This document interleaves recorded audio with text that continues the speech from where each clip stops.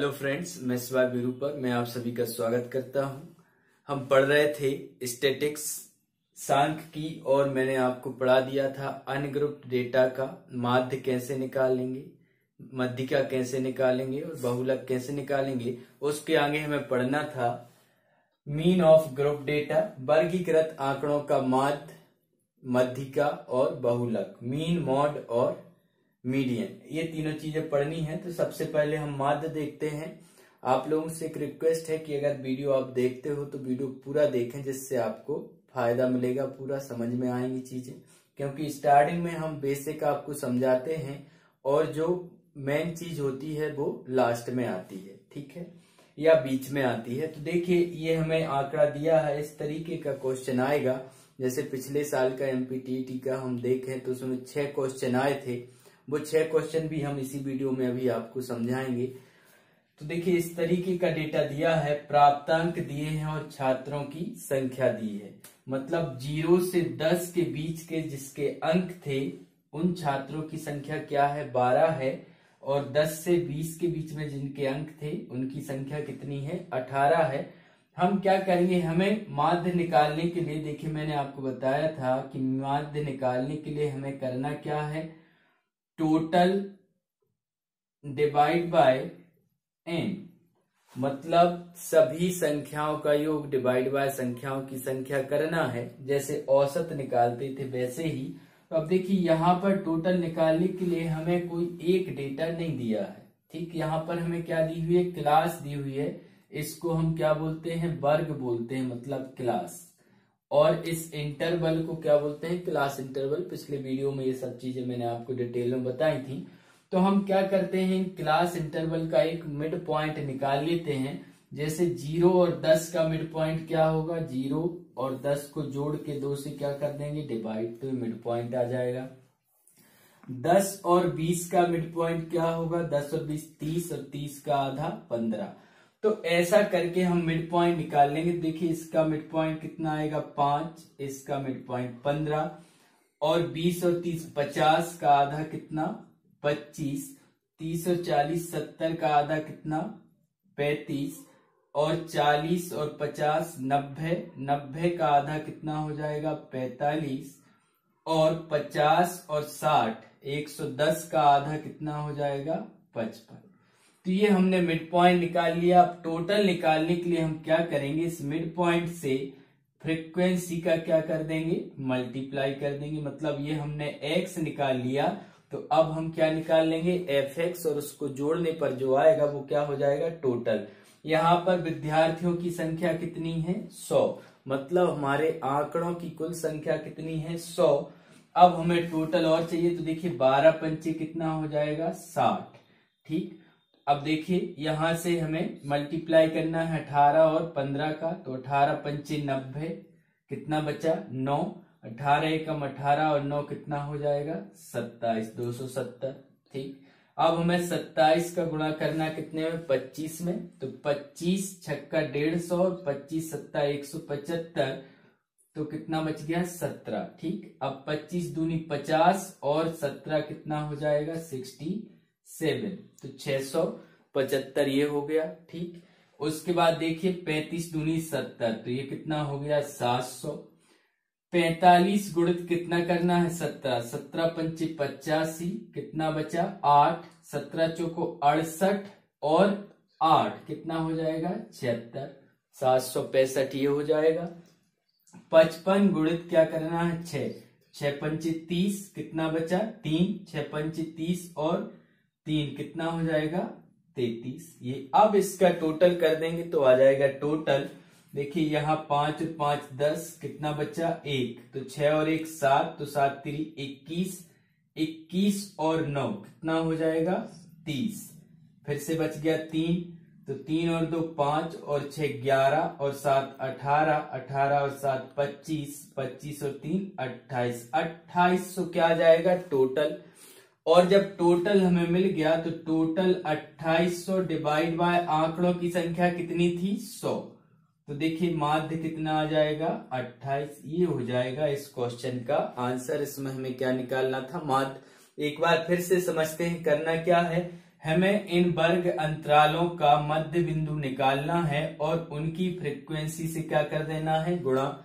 जैसे 0 और 10 का मध्य बिंदु क्या होगा, 5 होगा, तो 5 का गुणा 12 से करेंगे तो टोटल मार्क्स आ जाएंगे 12 स्टूडेंट के। ऐसे ही इस वर्ग का मध्य बिंदु निकालेंगे तो कितना, 15, और इसमें कितने स्टूडेंट थे, 18, तो 15 गुणित 18 करेंगे, टोटल आ जाएगा। ऐसे हम पूरा टोटल जोड़ के आंकड़ों की संख्या कितनी थी, 100, उससे डिवाइड कर देंगे तो क्या आ जाएगा, माध्य आ जाएगा। अब चलिए देखते हैं next, median of group data. चलिए अब हम देखते हैं मीडियन ऑफ ग्रुप डेटा, वर्गीकृत आंकड़ों की मध्यिका। आप वर्गीकृत आंकड़ों की मध्यिका मैं आपको पिछले क्लास में, वीडियो क्लास में बता चुका हूं। अब हम देखते हैं वर्गीकृत आंकड़ों की मध्यिका कैसे निकालेंगे। मैंने बताया था मध्यिका का मतलब है हमें क्या निकालना है, मिडिल डेटा की वैल्यू क्या है, वही क्या कहलाती है, मध्यिका।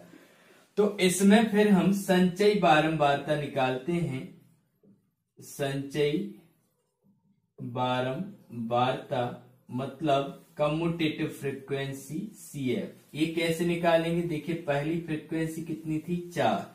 अब 4 में 6 जोड़ दो तो नेक्स्ट क्या हो जाएगा, 10, 10 और 8 18, 18 और 5 23, 23 और 3 26, 26 और 2 28। मतलब यहां पर जो टोटल डेटा है n वो कितना है, 28 है। जो लास्ट की फ्रीक्वेंसी आएगी कम्युलेटिव फ्रीक्वेंसी, उसी को क्या बोलेंगे, टोटल डेटा। देखिए आप इसको भी जोड़ोगे तो 6 और 4 10 और 3 2 5 5 10 और 8 18 और 10 28। ठीक, अब अगर हमें इसकी मीडियन निकालनी है तो आपको एक मीडियन का फॉर्मूला याद रखना पड़ेगा, L plus n/2 minus capital F upon small f into H। अब देखिए L क्या है, यहां पर L है मध्यिका वर्ग की निम्न सीमा, मध्यिका वर्ग की निम्न सीमा मतलब lower limit of median class. और n क्या है, कुल आंकड़ों की संख्या, कुल आंकड़ों की संख्या, नंबर ऑफ डेटा। F क्या होगा, मध्यिका वर्ग के पहले वर्ग की संचयी बारंबारता,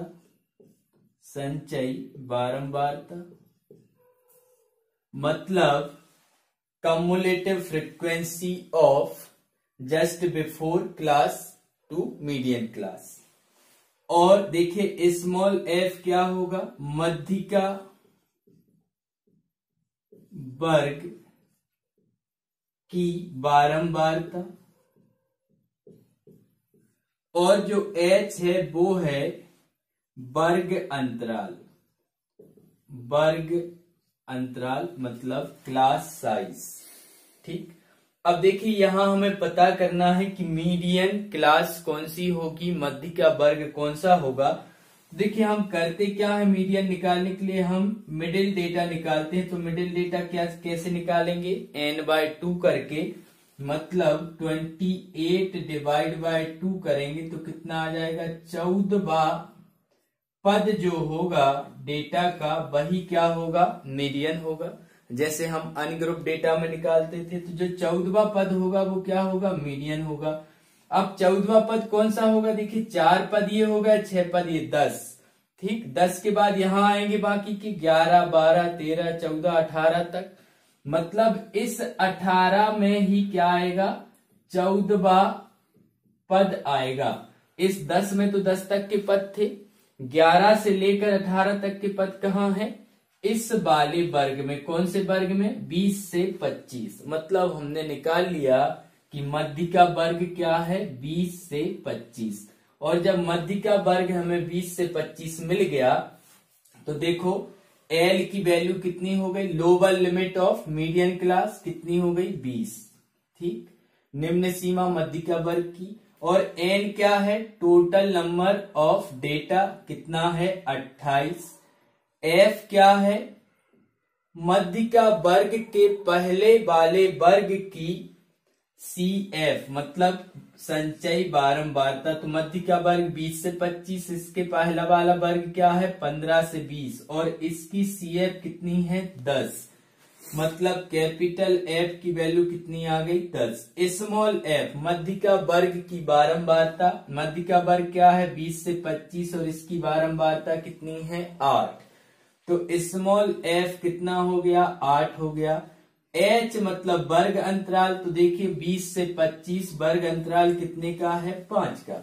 अगर एक बार आप मध्यिका वर्ग निकाल लेते हो तो आप अंदाजा लगा सकते हो कि आंसर कहाँ है। आंसर 20 से 25 के बीच ही आने वाला है, ना 20 से कम होगा और ना 25 से ज्यादा होगा। अब देखिए हम निकालते हैं मीडियन। तो L कितना है 20 प्लस n/2 मतलब 28 divide by 2 minus capital F, और कैपिटल F क्या है, मध्यिका वर्ग के पहले वर्ग की संचयी बारंबारता कितनी है 10 डिवाइड बाय स्मॉल f कितना है 8 इंटू h मतलब वर्ग अंतराल कितना है 5। देखिए 28/2 कितना होगा 14 में से 10 जाएगा तो 4 और 4 चला गया, 4 बचा यहां से, तो 4/8 कितना हो जाएगा 1/2 मतलब 5/2। तो 5/2 कितना बचेगा 2.5। तो मीडियन आ जाएगी 20 प्लस 2.5 मतलब आंसर होगा 22.5। ये होगी इसकी मीडियन। तो देखिए जो हमारा आंसर आया वो इसी वर्ग अंतराल के बीच में होगा 20 और 25 से, और आंसर कितना आया 22.5। तो हमें बस एक फॉर्मूला याद रखना है, और फॉर्मूला क्या याद रखना है, मीडियन बराबर L plus n/2 minus f upon small f into h, जहां पर L क्या है lower limit of median class, n क्या है total number of data, f क्या है मीडियन क्लास के एक पहले वर्ग की CF कम्युलेटिव फ्रीक्वेंसी संचयी बारंबारता, स्मॉल f क्या है मीडियन वर्ग की बारंबारता, और h क्या है वर्ग अंतराल। इतना आप एक फॉर्मूला याद रखिए, ठीक है। किसी भी वर्गीकृत डेटा की आप मीडियन बता पाएंगे। एक अंदाजा तो हमें ऐसे ही पता चल जाता है बिना कैलकुलेशन के कि इसकी मीडियन जो होगी वो 20 से 25 के बीच में होगी। और अगर आपको ऑप्शन ऐसे दिए हैं कि एक ही आंसर ऐसा है जो 20 से 25 के बीच आ रहा है, तो विदाउट एनी कैलकुलेशन आप आंसर टिक कर सकते हो। अभी हम आपको बताएंगे जो संविदा में 2011 में पूछे गए थे 6 क्वेश्चन वो सॉल्व कराएंगे। अभी हम देख लेते हैं वर्गीकृत आंकड़ों का बहुलक कैसे निकालेंगे। चलो मीडियन का एक क्वेश्चन और देख लेते हैं। कुछ स्टूडेंट बोल रहे हैं एक क्वेश्चन और करवा दो, देख लेते हैं एक क्वेश्चन और। देखिए मीडियन निकालने के लिए हमें वर्गीकृत डेटा के लिए क्या निकालना पड़ेगा, संचयी बारंबारता कम्यूटेटिव फ्रीक्वेंसी। तो यहाँ क्या रहेगा 8 और 30 कितना हो जाएगा 38 और 40 कितना होगा 78 और 12 कितना हो जाएगा 90 और 90 और 10 कितना हो जाएगा 100। मतलब टोटल डेटा कितना है 100। अब हमें मिडिल टर्म निकालना है तो n/2 करेंगे मतलब 100/2। तो जो 50वां पद होगा 50वां डेटा होगा वही क्या होगी मीडियन। अब देखिए 50वां डेटा कहाँ आएगा 38वां तो यहां हो गया, 38वां से लेकर 78वां तक कहाँ रहेंगे इस क्लास में, तो इसमें 50वां भी आ जाएगा। और जब इसमें 50वां आ जाएगा मतलब मीडियन क्लास क्या हो जाएगी 20 से 30। और मीडियन क्लास अगर हमें पता चल गई कि 20 से 30 है तो देखिए मीडियन बराबर क्या होता है L plus n/2 minus capital F upon small f into h। अब L क्या है lower limit of median class, वो कितनी है 20, ठीक। n/2 तो 100/2 कितना आ रहा 50। अब मीडियन क्लास के पहले क्लास की संचयी बारंबारता कितनी है 38, माइनस कर दो 38 डिवाइड बाय स्मॉल एफ, मतलब मीडियन क्लास की फ्रीक्वेंसी कितनी है 40, इनटू एच, एच क्या है क्लास इंटरवल कितने का है 20 से 30, 10 का, ठीक। तो ये आ जाएगा 20 प्लस ये कितना बचेगा, देखिए यहां से बच जाएगा 12, है ना, और डिवाइड बाय 40 और इनटू में क्या 10, तो ये कैंसिल और 4 3 12, तो 20 प्लस 3 23 इसकी क्या हो जाएगी मीडियन। देखिए एक अंदाजा तो हमें वैसे ही लग जाता है कि 20 से 30 के बीच ही हमारी मीडियन आएगी, ठीक। तो इस तरीके से बहुत आसानी से बस आपको ये फॉर्मूला याद रखना है, बहुत आसानी से आप मीडियन कैलकुलेट कर सकते हो। चलिए देखते हैं अब वर्गीकृत आंकड़ों का बहुलक कैसे निकालें। देखिए देखते हैं मॉड ऑफ ग्रुप डेटा, वर्गीकृत आंकड़ों का बहुलक कैसे निकालेंगे। देखिए बहुलक मैंने बताया था क्या होता है, जो सबसे ज्यादा बार जिसकी फ्रीक्वेंसी सबसे ज्यादा होती वो क्या कहलाता है बहुलक। तो अनग्रुप डेटा में जिसकी फ्रीक्वेंसी सबसे ज्यादा होती थी वो सीधा क्या हो जाता था बहुलक। लेकिन यहाँ क्या है ग्रुप डेटा है, फिर से हमें फॉर्मूला देखना पड़ेगा, जेड मतलब बहुलक बराबर L plus F1 minus F0 divide by 2F1 minus F0 minus F2 into H. अब देखिए ये क्या है यहां पर चीजें, L का मतलब है बहुलक वर्ग की निम्न सीमा, बहुलक वर्ग की निम्न सीमा। F1 का मतलब है बहुलक वर्ग की बारंबारता, बहुलक वर्ग की बारंबारता। F0 का मतलब है बहुलक वर्ग के पहले वर्ग की बारंबारता, और F2 का मतलब है बहुलक वर्ग के बाद वाले वर्ग की बारंबारता, और H का मतलब वही है वर्ग अंतराल। तो देखिए सबसे पहले तो हमें पता करना है कि बहुलक वर्ग क्या होगा, तो जिसकी फ्रीक्वेंसी सबसे ज्यादा है वही क्या कहलाएगा बहुलक वर्ग। तो देखिए 8 सबसे ज्यादा फ्रीक्वेंसी है, ठीक, पूरे डेटा में, मतलब बहुलक वर्ग क्या हो गया 3 से 5, और जब बहुलक वर्ग 3 से 5 हो गया तो देखो L मतलब लोअर लिमिट, और वो कितनी हो गई 3, और F1 मतलब बहुलक वर्ग की बारंबारता, तो F1 कितना हो गया 8, F0 मतलब बहुलक वर्ग के पहले वर्ग की बारंबारता, और वो कितनी हो गई 7, ठीक, और F2 मतलब बहुलक वर्ग के बाद वाले वर्ग की बारंबारता, तो ये हो गया F2। हम यही डेटा में ही F0 F1 F2 लिख लेंगे। और देखो H कितना है 3 से 5 2, तो 2 का अंतर है वर्ग में, तो वर्ग अंतराल कितने का है 2 का। तो देखिए बहुलक मतलब Z बराबर कितना आएगा 3 प्लस में आएगा, मतलब आंसर 3 से 5 के बीच में ही रहेगा, ना 3 से कम होगा ना 5 से ज्यादा होगा, मतलब 3 प्लस F1 माइनस F0। तो देखिए F1 कितना है 8 माइनस F0 कितना है 7 डिवाइड बाय 2F1 मतलब 8 दूनी 16, और माइनस में F0 7, और माइनस में F2 कितना है 2, और इनटू H, और वर्ग अंतराल कितना है 2, इनटू कर दो।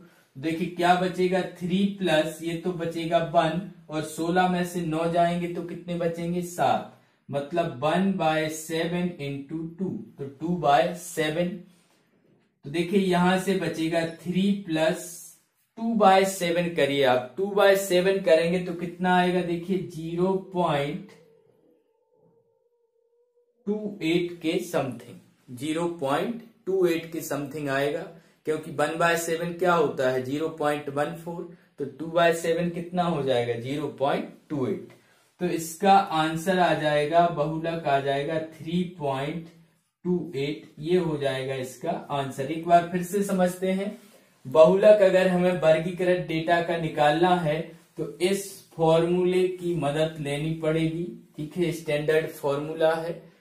क्या करेंगे हम, बहुलक बराबर L plus F1 minus F0 upon 2F1 minus F0 minus F2 into H, जहां पर L क्या है, बहुलक वर्ग की निम्न सीमा, जैसे यहां पर 3, और F1 क्या है, बहुलक वर्ग की बारंबारता, जैसे 8, F0 क्या है, बहुलक वर्ग के पहले वर्ग की बारंबारता, और F2 क्या है, बहुलक वर्ग के बाद वाले वर्ग की बारंबारता, और H क्या है, वर्ग अंतराल, जैसे यहाँ 3 और 5 का अंतर कितना है, 2, ये वर्ग अंतराल हो गया। ठीक, तो आपको केवल 2 फॉर्मूले यहाँ पर याद रखने हैं, एक मीडियन का, और वो क्या होता है, L plus n/2 minus capital F upon small f into H, और दूसरा याद रखना है बहुलक का। तो यहाँ पर आपकी सांख्यिकी खत्म हो जाती है। ठीक है, अब हम डिस्कस करते हैं वो क्वेश्चन जो 2011 संविदा में पूछे गए। सभी 6 के 6 क्वेश्चन आप देखिए कितने आसान क्वेश्चन थे, लेकिन अगर आपसे सांख्यिकी नहीं बनती तो 6 नंबर आपके सीधे सीधे चले जाएंगे। ठीक है, चले देखते हैं 6 के 6 क्वेश्चन जो पूछे गए 2011 संविदा शिक्षक भर्ती में। चलिए देखते हैं पहला क्वेश्चन। 2011 एमपीटीईटी का पहला क्वेश्चन था, ये सांख्यिकी का। पूछ रहा है मीडियन ऑफ डेटा, डेटा की मध्यिका क्या होगी। ठीक, तो पहले नंबर तो हमें क्या करना पड़ेगा, इसको असेंडिंग ऑर्डर आरोही क्रम में लिखेंगे।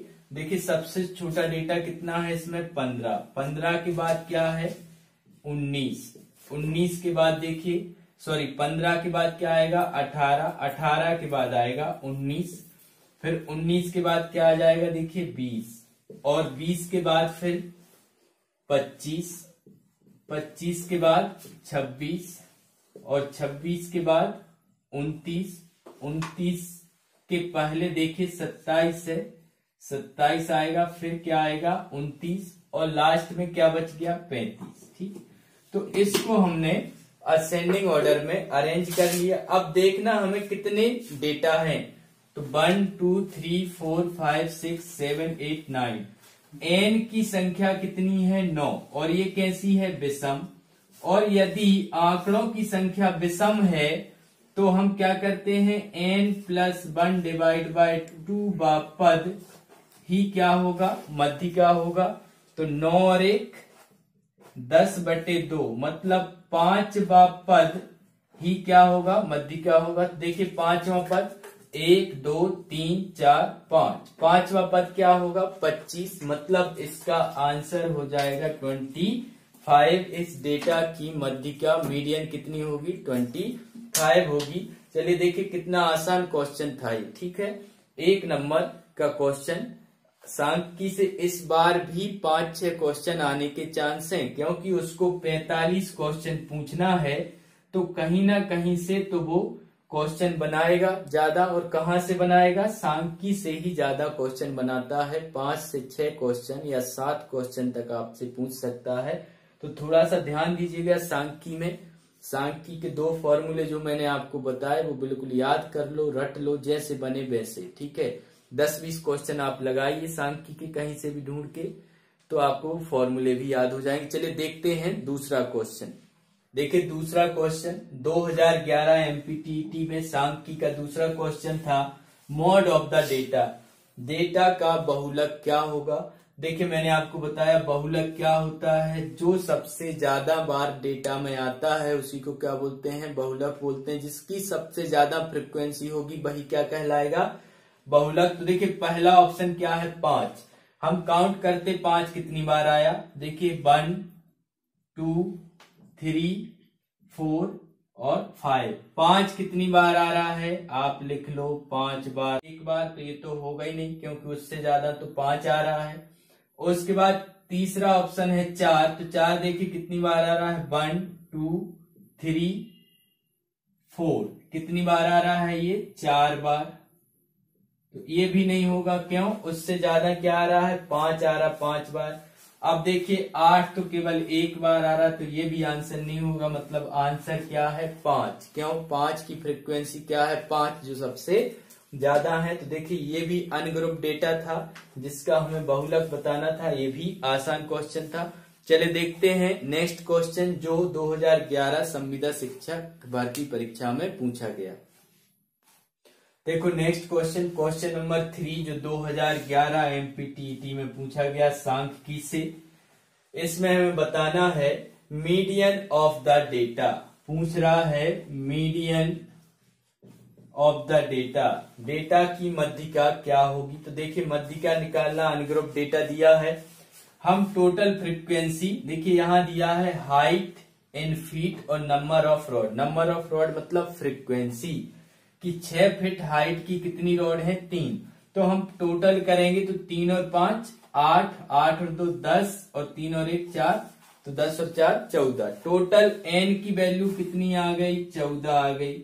और ये कैसी है? सम है। और यदि सम है तो n/2 पद प्लस n/2 प्लस 1 पद डिवाइड बाय 2 करेंगे, तब क्या मिलेगी हमें? मीडियन। तो n/2 करेंगे मतलब 14/2, मतलब क्या? 7वां पद। और इससे एक ज्यादा मतलब 8वां पद को हमें 7वें और 8वें पद को जोड़ के क्या कर देना है? 2 से डिवाइड। तो देखो 3 पद ये हो गए, चौथा पद कहाँ आएगा? यहाँ। चौथा यहाँ आएगा, 5वां आएगा, 6वां आएगा, 7वां आएगा और 8वां आएगा। कितने टर्म आ जाएंगे यहाँ? 7वां भी आ जाएगा और 8वां भी, मतलब 7वां पद भी 7 है और 8वां पद भी 7 है। तो देखिए फिर मीडियन क्या आ जाएगी? 7 + 7 डिवाइड बाय 2 मतलब 7। इसका आंसर होगा ऑप्शन नंबर सी। ठीक, चले देखते हैं नेक्स्ट क्वेश्चन। क्वेश्चन नंबर 4 जो पूछा गया 2011 एमपीटीईटी परीक्षा में, संविदा शिक्षक भर्ती परीक्षा 2011 में सांख्यिकी का ये चौथा क्वेश्चन है। इसमें बताना है mode of the data, data का बहुलक क्या होगा। तो देखिए ये वर्गीकृत डेटा है और वर्गीकृत डेटा का बहुलक के लिए मैंने आपको फॉर्मूला बताया, L + F1 - F0 divide by 2F1 - F0 - F2 into H। अब सबसे पहले हमें क्या पता करना पड़ेगा? बहुलक वर्ग। तो देखिए सबसे ज्यादा फ्रीक्वेंसी क्या है? यहाँ 4, और बहुलक वर्ग मतलब क्या हो जाएगा? 7 से 10, यही क्या होगा? बहुलक वर्ग। देखिए L की वैल्यू कितनी आ गई? 7। और इसी की फ्रीक्वेंसी को क्या बोलते हैं? F1। इससे पहले वाली फ्रीक्वेंसी को F0 और इससे बाद वाली फ्रीक्वेंसी को F2। ठीक, और वर्ग अंतराल 7 से 10 मतलब H कितना है यहाँ पर? 3 का वर्ग अंतराल है। तो देखिए बहुलक मतलब Z, लोअर लिमिट कितनी? 7।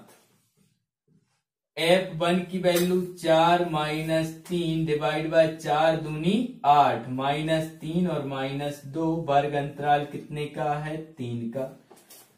तो 7 प्लस ये कितना बचेगा? 1 डिवाइड बाय 8 में से 5 जाएगा तो कितना बचेगा? 3 और इंटू 3 कैंसिल, तो 7 और 1 8। इसका क्या आ जाएगा? बहुलक आ जाएगा। ऑप्शन नंबर सी इसका क्या होगा? आंसर। देखिए हमें केवल 2 फॉर्मूलों की जरूरत है, एक तो बहुलक का और दूसरा मीडियन का। मीडियन का वर्गीकृत डेटा मैंने फॉर्मूला क्या बताया? L + n/2 - f divide by small f into h। ये बार बार मैं इसलिए बता रहा हूं ताकि आपको ये 2 फॉर्मूले यहीं के यहीं याद हो जाएं। चलिए देखते हैं क्वेश्चन नंबर 5 जो 2011 संविदा शिक्षक भर्ती परीक्षा में पूछा गया सांख्यिकी से। चलिए देखिए क्वेश्चन नंबर 5 जो एमपीटीईटी 2011 में पूछा गया था सांख्यिकी से। बोल रहा है यदि कुल महिलाओं की संख्या 18 है एवं डेटा का माध्य 25 है तो x1 एवं x2 का मान क्या होगा? ऑप्शन दिए हैं 9 0 3 6 4 5 1 8। ठीक है, 4 ऑप्शन है। और ये डेटा दिया हमारे पास, आयु वर्ग दिया है, वर्ग अंतराल, और महिलाओं की संख्या मतलब फ्रीक्वेंसी। और बोल रहा है कि टोटल डेटा कितना है 18, मतलब 6 और 3 9 प्लस x1 प्लस x2 बराबर कितना है 18, 9 माइनस कर दो, मतलब x1 प्लस x2 की वैल्यू कितनी है 9। अब यदि अगर आप ऑप्शन से सेटिस्फाई कर, देखो ये भी सेटिस्फाई करेगा, ये भी करेगा, ये भी करेगा, ये भी करेगा, मतलब अभी हमारा काम इस एक इक्वेशन से चलने वाला नहीं है, हमें माध्य और निकालना पड़ेगा। माध्य कितना दिया 25। अब माध्य हम कैसे निकालते हैं, इन वर्ग अंतरालों का क्या निकालते हैं हम, मिडिल पॉइंट, मध्य बिंदु। तो 5 और 15 कितना होगा 20, 20 का आधा 10, तो 3 इंटू 10 कर देंगे तो कितना आ जाएगा 30। 15 और 25 40 का आधा 20, तो ये हो जाएगा 20x1। 25 और 35 60, 60 का आधा 30, तो ये हो जाएगा 30x2। और 45 और 35 कितना होगा 80 और 80 का आधा 40, तो ये कितना हो जाएगा 240। ठीक, और जब हम टोटल निकालेंगे तो देखिए 240 और 30 270, ये टोटल हो गया। और साथ में क्या आएगा 20x1 प्लस 30x2। और माध्य कैसे निकालते हैं, डिवाइड बाय टोटल नंबर, और टोटल नंबर कितने दिए थे हमें 18, और ये माध्य दिया कितना है 25, मतलब माध्य बराबर कुल आंकड़ों का योग डिवाइड बाय आंकड़ों की संख्या। देखिए यहां से 18 गुणित 25 कर दो, तो 25 अट्ठे 200, कितना बचा 20, 25 से कम 25 और 20 कितना 45, 450 बराबर 270 प्लस 20x1 और ये 30x2।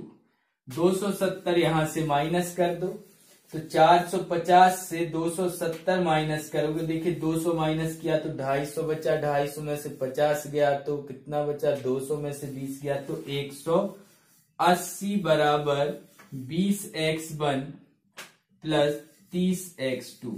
ये 0 0 क्या हो जाएगा कैंसिल, मतलब 2x1 प्लस 3x2 बराबर 18। ये हमारे पास क्या आ गया दूसरा इक्वेशन। ठीक, ये पहला इक्वेशन जिसको 4 ऑप्शन सेटिस्फाई कर रहे थे, ये दूसरा ऑप्शन। और हम ऑप्शन से देख लेते हैं, अगर पहला ऑप्शन हम इसमें पुट करते हैं x1 की जगह 9, तो 9 दूनी 18 और यहाँ 0, तो 18 बराबर 18, यही क्या हो जाएगा आंसर। ठीक है, 9 और 0 इसको क्या कर रहा है सेटिस्फाई, मतलब x1 की वैल्यू कितनी है 9 और x2 की वैल्यू कितनी है 0। अगर हम 3 और 6 रखते हैं तो देखिए 3 दूनी 6 और 6 3 18, ये सेटिस्फाई नहीं करेगा, केवल ऑप्शन ए सेटिस्फाई कर रहा है। और अगर आप आंसर सॉल्व करके निकालना चाहते हो, ऑप्शन से नहीं करना है, तो आप एक इक्वेशन ये है और एक इक्वेशन ये है, आप दोनों को क्या कर लो सॉल्व कर लो, तो आंसर आ जाएगा x1 9 और x2 0। चलिए देखते हैं लास्ट क्वेश्चन, छठवां क्वेश्चन जो 2011 संविदा भर्ती परीक्षा में पूछा गया था।